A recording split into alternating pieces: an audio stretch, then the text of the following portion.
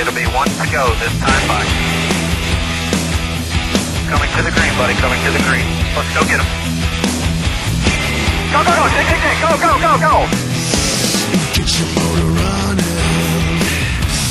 Head out on the highway. Hampton Stevens, ESPN The Magazine.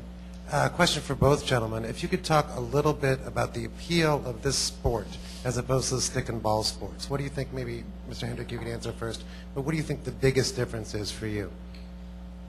Well, I was a part owner in the NBA team when they first came to Charlotte, and I think you find a lot of fans that are race fans are also football fans, baseball fans, basketball fans, but a lot of folks are car nuts. I mean, I'm one of them, terrible.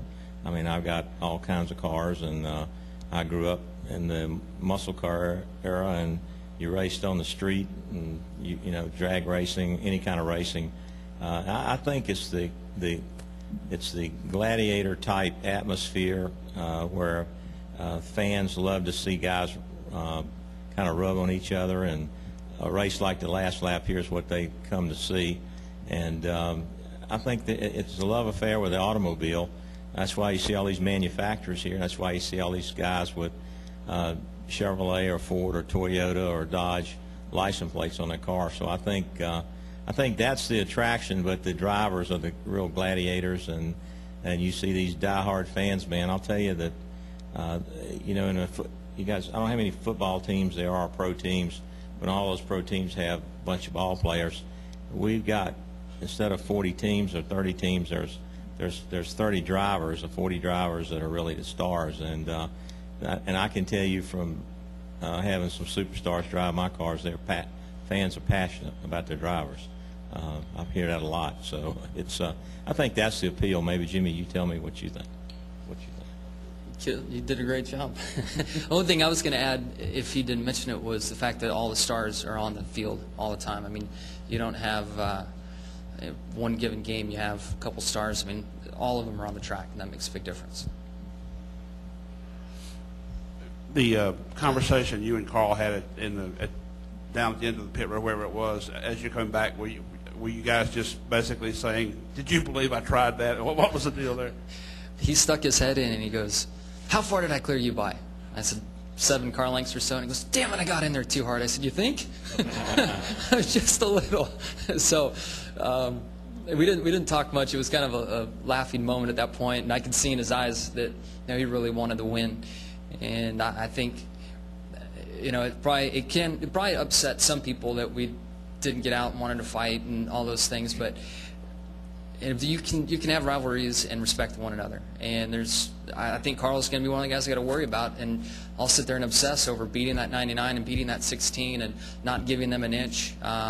He made me mad earlier in the day, and I lifted his rear tires up off the ground on the back stretch because he tried squeezing me in the wall. I mean, so those things exist, but we still respect each other. And I hope and do believe that you will see that throughout the chase.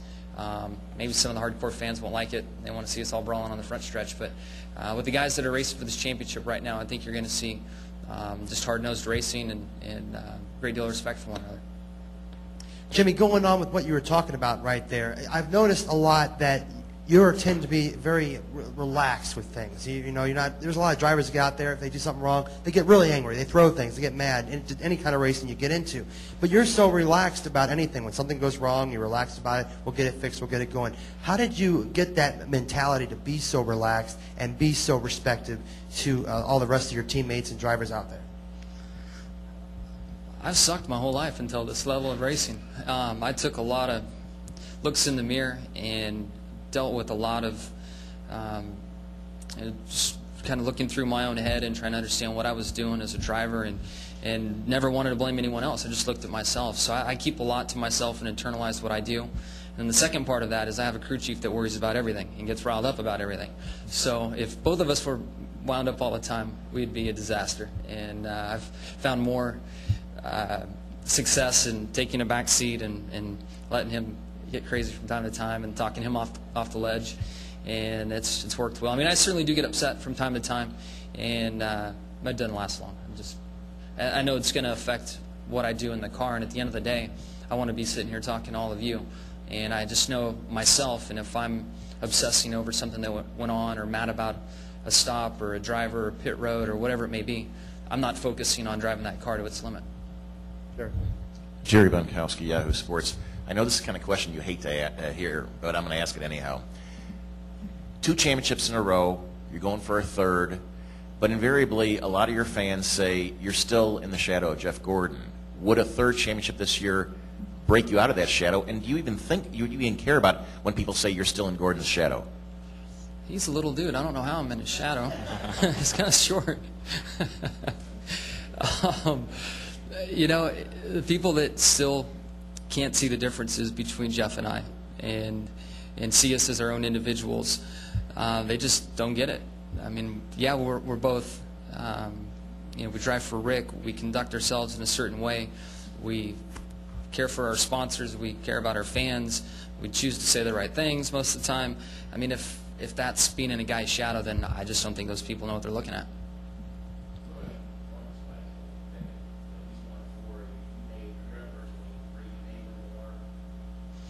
I haven't thought about that. I mean, I look at what he's accomplished. You know, 4 championships to tie him or 5 to surpass him, and that's lofty. And I'm looking at it, and if we're fortunate to get 3, then you know, obviously look to 4. But I think looking at his win total and setting that as a mark to try to break is still lofty, but maybe a more reasonable goal to try to obtain. But I've been very fortunate. I've had a lot of success, and it means a lot to me to see how I continue to elevate my status with race wins and laps led and the other stats compared to some of my heroes. And Jeff inspired me as a kid when I was racing off-road trucks. He wasn't from the South. He grew up racing on the dirt and got a shot. So I've looked up to him, and he's been one of my heroes as a kid growing up. Scott Traylor, the Racing Boys, Sports Radio 810 WHB. Rick, you have a lot of dealerships here in Kansas City, a lot of employees that work for you here. When your team wins at Kansas Speedway, does that mean a lot to you? And how many of your employees were up in the stands cheering Jimmie on today? Well, I don't know how many were in the stands, but there were 50 in the garage area. I know that, and they're still waiting out there to take pictures. You know, it's really neat. What came when this race came to Kansas, we had dealerships. Ricky won the truck race here. Jeff run the first race, I think, and it really fires our people up. And we've got dealerships here, a lot of employees, and the pride of being involved with the teams. I can't tell you how important it is to the employees, how proud they are.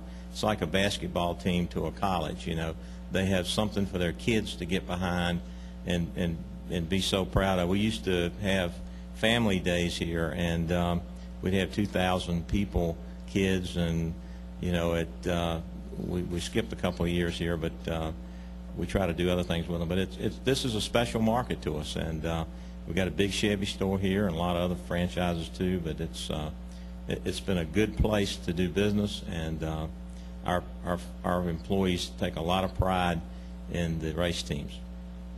Gentlemen, thank you and congratulations. Thanks.